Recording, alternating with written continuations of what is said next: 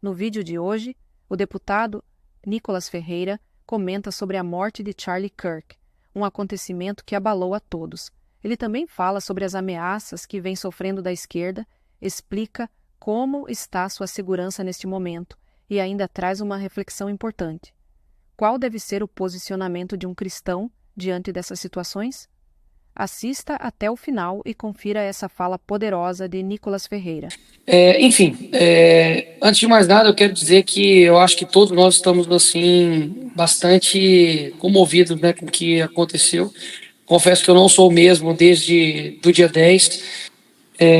Acho que a primeira coisa que veio na mente de todo mundo é que poderia ser qualquer um de nós, né, pessoas que estão na linha de frente, que estão lutando. Eu tinha alguma similaridade com eles, né, além de ser jovem também, tenho 2 filhos. A próxima está para nascer agora, no máximo até 5 de outubro.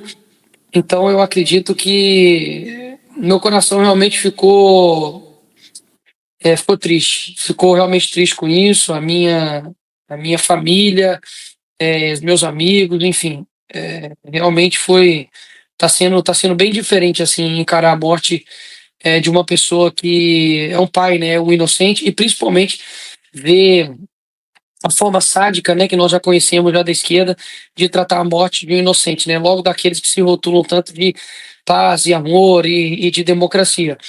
Logo após isso, eu estava fazendo um vídeo contando o caso, né, da Ariana, que era uma ucraniana que tinha sido morta no dia 22 de agosto por absolutamente nada ali em um metrô em Charlotte. E foi exatamente, né, por um debate que o Charlie Kirk teve com o Van Jones, que é um jornalista esquerdista, né, de péssima qualidade. A esquerda se voltou para cima do Charlie Kirk, principalmente depois dele ter falado que foi por uma questão racial. E logo depois, quando vazou as imagens, mostrou que aquele assassino, né, ali brutal, que matou aquela ucraniana, dizia que I got that white girl, né? Eu peguei aquela garota branca. Então ele se vangloriou de ter matado, né, uma garota branca, e aí veio por água abaixo todo o discurso, né, mentiroso da esquerda. E logo depois, no outro dia, né, o Charlie é morto, né, aí por um garoto até então, pelo que está na mídia aí, de 22 anos, em uma universidade, né, em Utah. E depois disso, a esquerda, obviamente, comemorou a morte de um pai inocente. Isso para qualquer pessoa de sã consciência, né? Você pode ter as suas divergências políticas com quem quiser, mas até quando, né, as pessoas vão entender que nós não estamos debatendo com pessoas normais, nós estamos, se for conversar, nós estamos conversando com gente criminosa. E eles mataram, digamos assim, o cara que estava dialogando, o cara que não pode, né, primeiro chegar e falar agora com a gente assim, ai, vamos tentar conversar primeiro. Tentamos conversar, e o que aconteceu é que matou um pai de família. E inclusive quando eu vi, né, de que a filha dele correu até ele por conta dos barulhos, né, com medo do que tinha acontecido, realmente qualquer pessoa que tem um mínimo de moralidade sabe o quão isso foi terrível, né, às olhos de qualquer pessoa humana. Agora, logo depois disso, né, a esquerda voltou, né, o canhão também.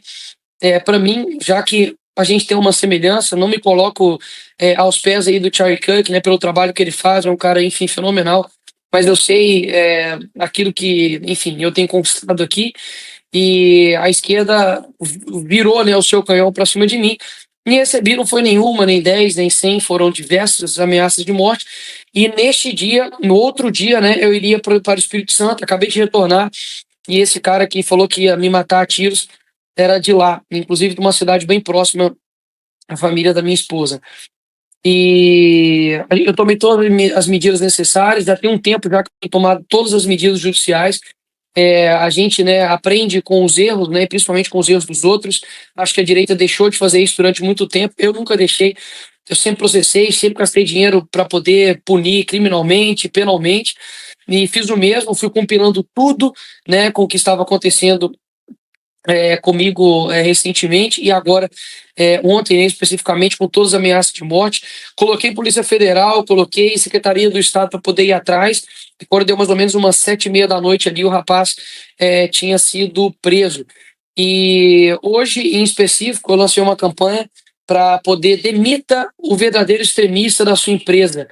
e já foram já pelo menos aqui 3 que foram demitidos, porque você tem liberdade de falar o que você quiser. Isso aí não fere a hora nenhuma a liberdade de expressão. Pode falar o que você quiser, mas você pode ser responsabilizado pela sua fala, e a empresa ela também é livre para poder demitir um funcionário que comemora, né, a morte de um pai de família inocente, que basicamente o grande crime que ele estava cometendo era debater ali com jovens e adolescentes. Então, eu acho que isso primeiro. Eu quero que vocês entendam o que eu estou falando, eu sei que todo mundo é maduro para entender. O Senhor está no controle, né, de todas as coisas, e a gente sabe que a gente nunca quer uma morte, né, para que as pessoas abram os seus olhos. Mas a morte de Charlie Kirk não foi em vão. Ele não tem ideia, né, do que o Brasil, por exemplo, a quantidade de jovens que tem aqui, de pessoas que são inspiradas, que são fortalecidas pelo, literalmente, né, pela morte dele, né, injusta, por uma morte maldosa, né, uma morte, enfim, que choca todos nós, mas a morte dele não é em vão, né? Eu vi o Ben Shapiro falar uma frase muito interessante. Ele falou: olha, agora a gente vai pegar aquele microfone manchado de sangue e vamos continuar o trabalho dele, né? Então, o trabalho dele não foi em vão, e a morte dele também não será. E isso é mais uma, né, de umas estratégias que a esquerda faz há muitos anos, de desumanizar o seu oponente, né? Quando você mata um pernilongo, você não tem nenhum tipo de remorso moral. Por quê? Porque é um mero animal, né? Não é à toa que eles nos chamam, não pelo nome, né? Eles nos chamam de fascistas, de nazistas, de racistas, de extremistas. Colocaram, né, o Charlie Kirk como extremista da direita, né? A Globo teve a pachorra de fazer isso.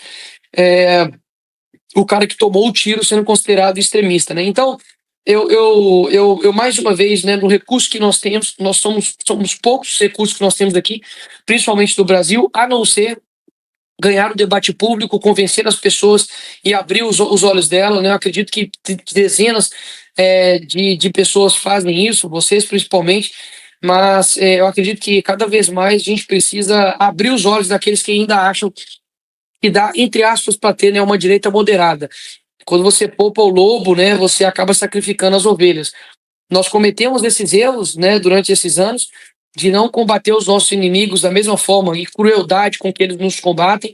O Trump falou isso, né, recentemente agora contra o criminoso que matou a Ariana e a Ayla, perdão, acho que é Ayla mesmo, só para não falar o nome dela errado aqui. Mas deixa eu ver aqui. O nome dela é Irina, perdão, Irina Zarutska. E o criminoso, o Trump respondeu dessa forma: nós temos que tratar eles com crueldade, porque é dessa forma com que eles entendem. E, e por fim, com relação, pegando um gancho aqui, né, ao julgamento de ontem, tanta coisa aconteceu ontem, né? Ao julgamento de ontem, né, mais uma vez, é vergonhoso. O Bolsonaro tomou uma pena maior do que a Matsunaga, né, que esquartejou o seu marido. Então, todo mundo está vendo, né, de que realmente quando você não combate, não coloca na cadeia, né, os criminosos, eles vão colocar você na cadeia pelos crimes que você não cometeu, né, já dizia o Olavo. Então, a gente muitas vezes fica, né, querendo ter uma bala de prata para poder combatê-los, mas a gente não está lutando contra nenhum vampiro, né? Pelo contrário, a gente está lutando com uma estrutura muito poderosa, muito forte, que há anos, né, tem se preparado para isso, né? Ministério Público, Polícia Federal, basicamente o Alexandre de Moraes, né, com a Polícia Federal confiável dele, né? Talvez ele 10, 15 agentes, alguns gatos pingados ali dentro do TSE e uma cadeira, né, de Tribunal Superior Eleitoral, conduziu a eleição de forma totalmente parcial, né, fez, obviamente, com que a derrota de Bolsonaro fosse efetivada e conseguiu colocar aí centenas e dezenas de pessoas dentro da cadeia. Então, não precisa-se de muito, né, para poder instalar uma ditadura, né, um tirano fazer o seu trabalho. Então, eu acho que a gente precisa, mais uma vez, abrir os olhos com relação a isso. Não estou aqui de forma alguma pregando uma radicalização no sentido de exterminar, né, os nossos opositores, senão me tornariam como eles, mas eu acho que a gente tem que parar de achar de que a gente precisa colocar um presidente da República lá simplesmente para poder fazer e ser um bom gestor ou ser alguém bom em economia que vai trazer uma pacificação entre os poderes. Chega, a gente precisa realmente tomar as medidas que o Olavo deixou para nós, e é impressionante como tudo tem se cumprido, né? Ele mesmo dizia que a primeira medida que deveria ser tomada era a extinção dos partidos que têm filiação a organizações internacionais, como, por exemplo, o PT, como, por exemplo, o PDT, que estão filiados a uma organização estrangeira, que é o Folha de São Paulo. Se a gente não fizer isso, realmente eles vão nos matar de forma mansa e de forma calada.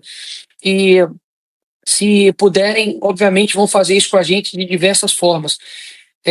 Vou confidencializar, né, algo aqui. Não vou falar quem, mas enfim, uma pessoa muito, muito próxima de mim, né, que está também na política, foi conversar com outros 2 deputados que são estaduais, falou: olha, o Nicolas vai vir a governo de Minas e tudo. Aí o cara falou: não, acho que não vai vir, não. Falou: mas por quê? Falou: cara, o PT não vai deixar, né, os caras vão passar ele antes disso.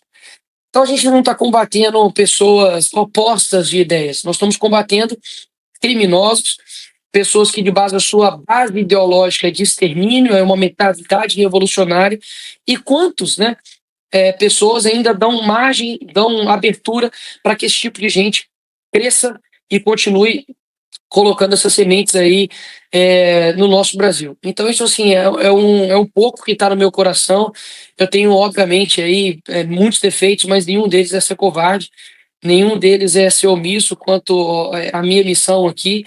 Eu acho que o Matt Walsh deixou uma mensagem ontem de unidade, né? A gente sabe que até mesmo nos Estados Unidos são vários grupos, né? Como até mesmo o próprio Elon Musk, quando teve o atrito com o Donald Trump, você tem atritos enfim, do Turning Point USA, até mesmo com o próprio, enfim, o CPEC, você tem ali o movimento do Ben Shapiro, com o Matt Walsh, com o Daily Wire, ou seja, onde tem pessoas, obviamente, você tem os seus atritos, mas o Matt Walsh fez um pedido, né, de unidade, não unidade igual eles pregam aqui no Brasil, né, de se unir a um monte de gente que quer derrubar o Bolsonaro, mas de unidade, de saber de que cada um, obviamente, tem o seu papel. Eu admiro muito, né, quem faz um papel que eu jamais conseguiria fazer. Eu não consigo fazer, por exemplo, né, o papel de jornalista, não consigo fazer o papel de empresário, não consigo fazer o papel do Bolsonaro, não consigo fazer o papel, enfim, de ninguém, porque de fato eu consigo fazer o meu papel. E o meu papel eu tenho tentado fazer da melhor maneira possível. Então, meu coração realmente, assim, confesso, desde o dia 10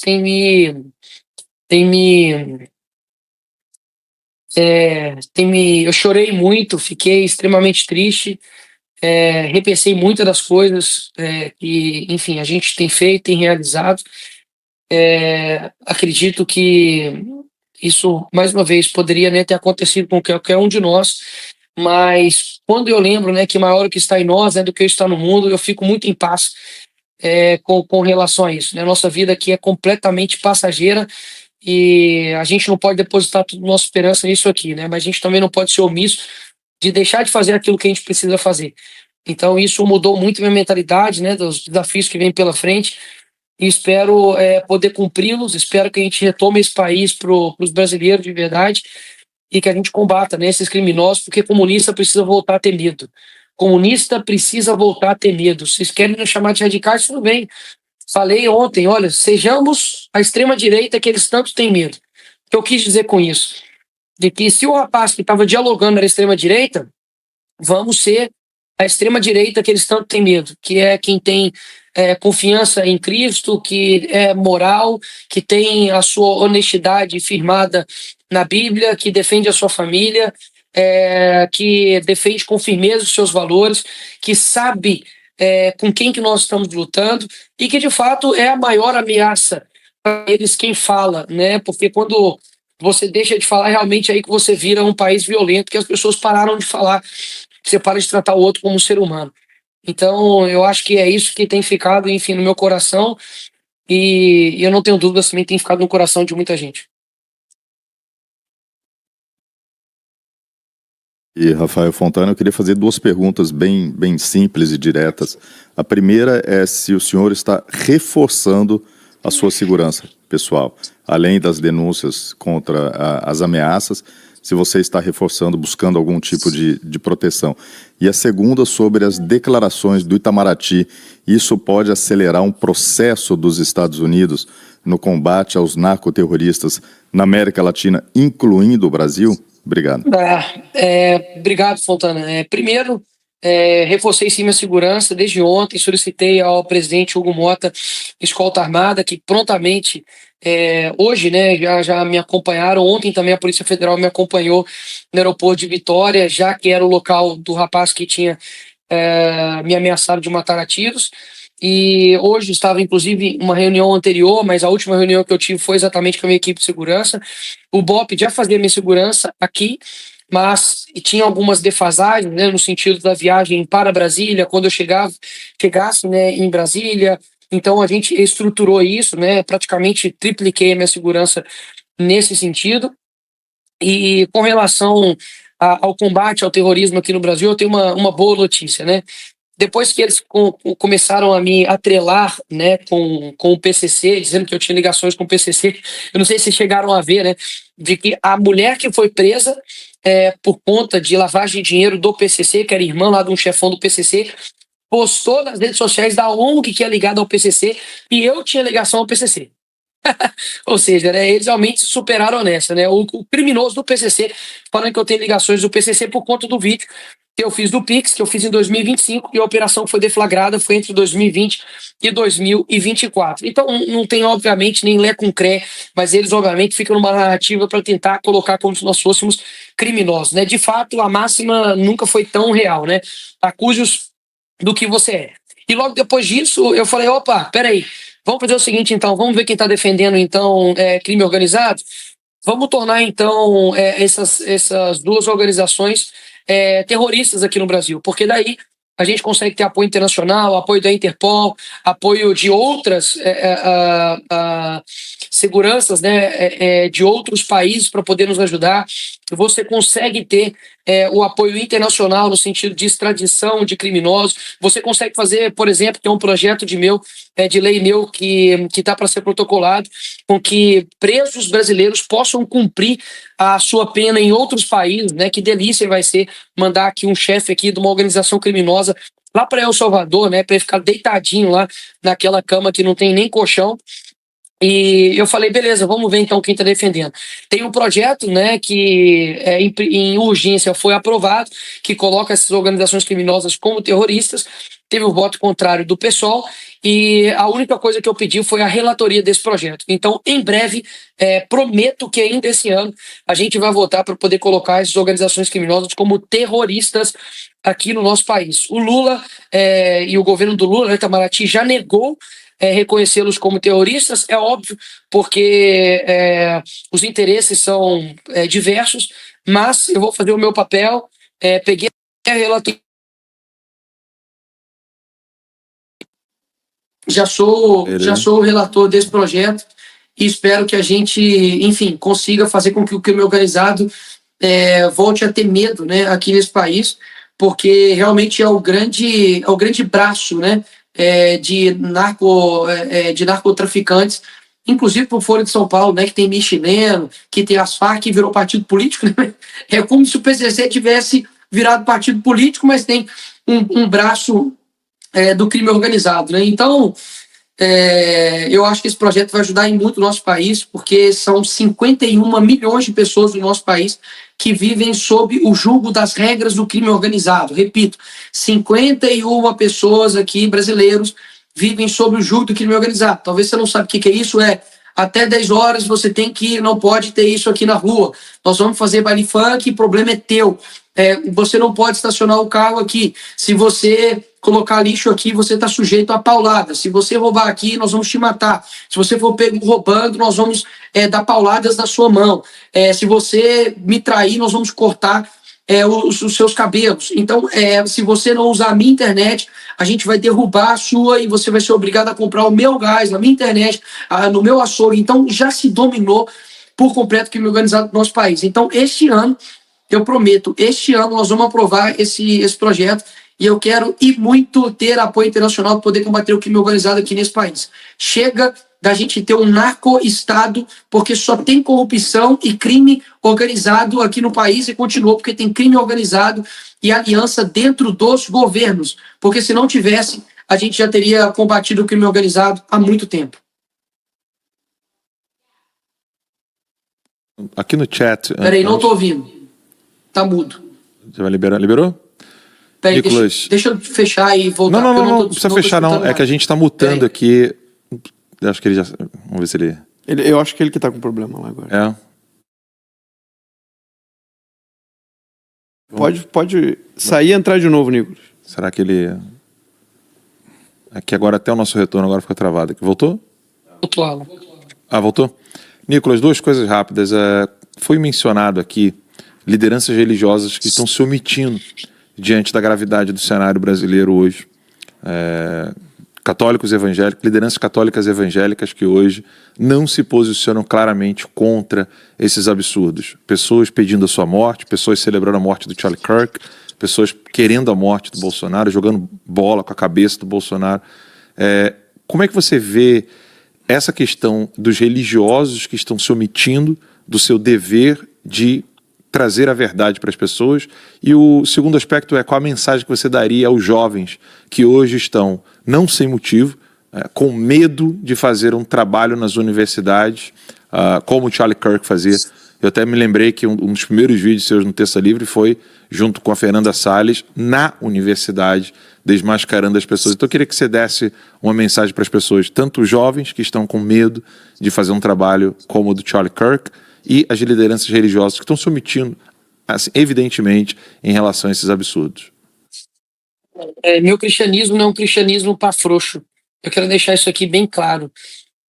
Meu cristianismo não é o cristianismo de não julgueis, porque afinal a Bíblia não fala para você simplesmente não julgar. Ela pede para você não fazer um julgamento hipócrita, né? De você apontar algo no olho de uma pessoa e você ter uma trave no seu olho. O que a Bíblia diz é você fazer um julgamento justo, conforme a reta justiça. Quem está pregando relativismo dentro da igreja não é cristão. O pastor que relativiza um pai inocente ser morto e coloca como isso fosse a mesma coisa quando um governo comunista é derrubado, como aconteceu no Nepal, ele está contribuindo para o mal. O pastor, o padre, qualquer líder religioso que está se omitindo em se compadecer da morte do inocente, a Bíblia fala, olha, ai daqueles que falam o mal, fazem do bem e o mal, que falam que o mal é o bem. Por quê? Porque o Senhor, ele não fecha os seus olhos para aquilo que está acontecendo. Eu não tenho dúvidas que se você para ler a Bíblia 10 minutos que seja, você vai ver todos os momentos Jesus sendo extremamente justo, principalmente firme contra aqueles que, primeiro, usam o nome do Senhor em vão e aqueles que cometem injustiça contra os mais fragilizados. Jesus, quando viu lá fazendo do nome do pai dele comércio, ele saiu levantando tudo, chamou raça de víboras, hipócritas, né, fariseus. E hoje, se você toma uma atitude como essa, você praticamente é chamado de herege, né, uma pessoa sem compaixão. Então, até quando, né, nós seremos ameaçados, desumanizados, os cristãos sendo colocados como extremistas, como pessoas que praticamente não é nem gente, né? Na época da eleição, o Felipe Neto falou que quem vota no Bolsonaro não era nem gente. Então quer dizer que se eu não sou gente, eu sou um animal. E animal a gente mata para comer, animal você bate a mão e você mata o mosquito. Nós somos o povo mais perseguido de toda a história. Desde do povo hebreu até o povo do Egito, até passando na primeira igreja perseguida durante 200 anos, desde o Coliseu, depois passa ali pelo Holocausto e hoje em diversos locais no mundo inteiro. Nós somos o povo mais perseguido. Então, você é amigo de Deus até você ser criticado. O que os pastores, né, da nossa nação estão querendo hoje? Estão querendo serem reconhecidos pela quantidade de fiéis que estão dentro das suas igrejas, ou eles querem ser reconhecidos por pessoas que realmente defenderam a fé até a morte? Eu quero lembrar para vocês aí que é cristão, que a Bíblia fala que morrer para nós é lucro. A última coisa que eles podem fazer aqui nesse mundo é fazer a gente se encontrar com o nosso Salvador. A Bíblia fala, não temeis aqueles que podem, né, matar o seu corpo físico, mas aqueles que podem literalmente fazer algo com a tua alma. Então, a todos que estão se omitindo, saiba que o Senhor não vai voltar como ovelha, né? Ele volta como leão para poder julgar as nações. E eu acho que o papel da igreja, principalmente nesse momento agora, é de não omissão. Pelo contrário, é de ação, é de denúncia, é de exposição. Porque, como o Olavo dizia, antes de um genocídio físico, há um genocídio cultural. Eles estão fazendo um genocídio cultural com os cristãos, com a direita, para daqui a pouco, exatamente como aconteceu com Charlie Kirk, quando matar, ainda ter justificativa para poder ter matado o inocente. E com relação aos jovens, eu vejo o seguinte, eu de fato também comecei, digamos, a minha militância política dentro de escolas, na época da ocupação, nós fomos até lá, nas universidades também da mesma forma, e hoje você vê literalmente, né, os cristãos, conservadores, adolescentes e universitários acuados dentro da universidade que foi criada por cristãos, por conta de que a universidade parou de se tornar um local de produção, né, de conhecimento e de saber, e se tornou um laboratório, né, de degeneração moral. A gente tem formado, né, universitários que ou são moderados, né, ou extremistas. Os extremistas falam, né, ele vai lá e mata, né? O extremista de esquerda vai lá e mata. O moderado, esquerdista moderado, fala, eu concordo. Essa é a moderação da esquerda dentro da universidade, né? Do tanto que vários que estão aí pedindo a minha morte e vários que estão comemorando a morte do Charlie Kirk são universitários, pessoas que estão dentro da universidade. Então, eu acho que é o seguinte, você precisa ter algo dentro de você tão forte a ponto de que nada, absolutamente nada, até mesmo a morte, possa o parar. Você não vai ter essa vida para sempre, você não vai ter esse mesmo vigor para sempre. O momento da juventude, né? A Bíblia fala que, jovens, vocês sois fortes porque a palavra de Deus está com você. Então a palavra de Deus está conosco, né? Se você vive uma vida obediente e temente ao Senhor. Então, por mais que a gente possa sofrer aqui nessa terra, o nosso galardão ele é muito maior lá na frente. Então, se você quer ser um jovem, bicho, que toma escolhas fáceis, qualquer um sabe fazer isso. Todo mundo toma escolha fácil. Agora, escolha difícil realmente é você tomar as decisões que vão fazer com que a gente mude o status quo do nosso país, né? A decisão difícil é qual? É de você formar uma família, é de você ter filhos, é de você estudar para você poder ajudar outras pessoas no âmbito de salvar vidas, como, por exemplo, a defesa da vida, né, contra o aborto, é de você conseguir ajudar pessoas que estão com falta de identificação sexual, com crise da sua identidade, de quem elas são, e você fazer com que aquela pessoa caminhe para um local que não seja um caminho de depressão, de suicídio, de automutilação. É você olhar para as pessoas de fato mais necessitadas e não usar elas como uma ferramenta eleitoral para ganhar voto, mas ajudar aquelas pessoas de vulnerabilidade. Então, essa é a decisão difícil que você tem que tomar. Não tenho dúvidas que com isso vem diversos desafios, mas quão grato é, e eu incluo aqui todos nós, que nós somos por tomar as decisões corretas na nossa vida, e mesmo as dificuldades que nós a enfrentamos elas como se elas tivessem sido dadas pelas próprias mãos de Deus. Qualquer coisa que vier na sua vida, é o Senhor que está entregando pelas próprias mãos de Deus. Eu falo disso agora, até mesmo pelo Bolsonaro, que também foi um jovem, e que hoje está enfrentando, literalmente, vai enfrentar aí uma prisão, não sei se vai ser numa cela, não sei onde vai ser, mas já está enfrentando uma prisão dentro de casa, e que isso pode piorar, mas a vida do homem não se termina nem na cadeia e nem mesmo na morte. Quando eu morrer, aí sim eu vou viver. E a gente sabe que o jovem tem um papel fundamental aqui no nosso país e a gente tem muita força. E é por isso que eles querem derrubar nossas redes, eles querem nos desestimular, né? Os mais velhos, os que já são do sistema, os que têm a sua alma, né, petrificada, e uma alma completamente atrofiada, eles querem tirar a nossa coragem, mas eu não tenho dúvidas que no momento certo, quando nós tivermos os meios de ação certos também, a gente vai conseguir fazer uma mudança nesse país. Tem que chegar e fazer. Não tem outra forma, tem que chegar e fazer. Eu espero que você, jovem, quando chegar esse momento, você dê força para aquilo que nós precisamos fazer, que é realmente combater o crime organizado, combater os criminosos dentro dos partidos, combater os partidos de esquerda criminosos, combater as pessoas que estão travando esse país e que estão gerando um discurso que, na verdade, tem destruído aqui. E, por fim, não cai nessa balela de polarização, não, no sentido de a polarização que tem gerado essas mortes, né? Como um imbecil do Whindersson diz, de que a polarização que matou Charlie Kirk. Não foi a polarização que levou Charlie Kirk, porque a polarização seria os dois lados pedindo o extremo, né? Pelo contrário, um lado estava debatendo e o outro estava pedindo morte. Então, não é a polarização que tem gerado o que está gerando agora. Pelo contrário, a polarização gerou com que nós entendemos quem são eles. Quem são os extremistas que dominou esse tempo todo aqui no nosso país? Quem são as pessoas que estão pregando morte pra gente, que fala que a gente não é gente e que, portanto, merece ser fuzilado, né, na ponta de um bom fuzil, de uma boa parede, como ali o Partido Comunista do Brasil tem feito há mais de 10 anos, há mais de 20, 30 anos aqui no nosso país e principalmente fora. Então, a polarização, esse papo de que a polarização tem matado pessoas, isso é balela. Isso é papo de gente que quer um governante que seja chuchu, que seja, sabe, um cara, entre aspas, moderado e que não vai atacar o nosso verdadeiro problema. Eu não quero virar uma merda de uma China onde você tem uma boa economia, mas você não tem pessoas saudáveis, pessoas livres, pessoas que realmente consigam exercer a sua religião, a sua fé de forma plena. Eu não quero virar a merda da China, nem muito menos a merda da Venezuela. Não quero socialismo soviético, socialismo cubano, não quero socialismo à la brasileira, como o Lula falou que iria implementar aqui no nosso país. Eu quero o Brasil dos brasileiros, eu quero que o Brasil seja um país nosso. Só que isso passa, obviamente, pelos jovens, pela força que a gente tenha. Não tem outro caminho a seguir.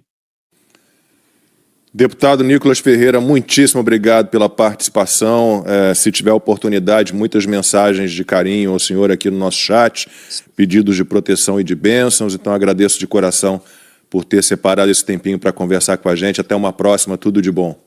Obrigado, Velo Lacombe. Um abraço para todos vocês aí. Que Deus abençoe o nosso Brasil. E cada um que eles matarem, eles vão levantar mais sem nós, não tenho dúvidas. Muitíssimo obrigado. Muitíssimo obrigado.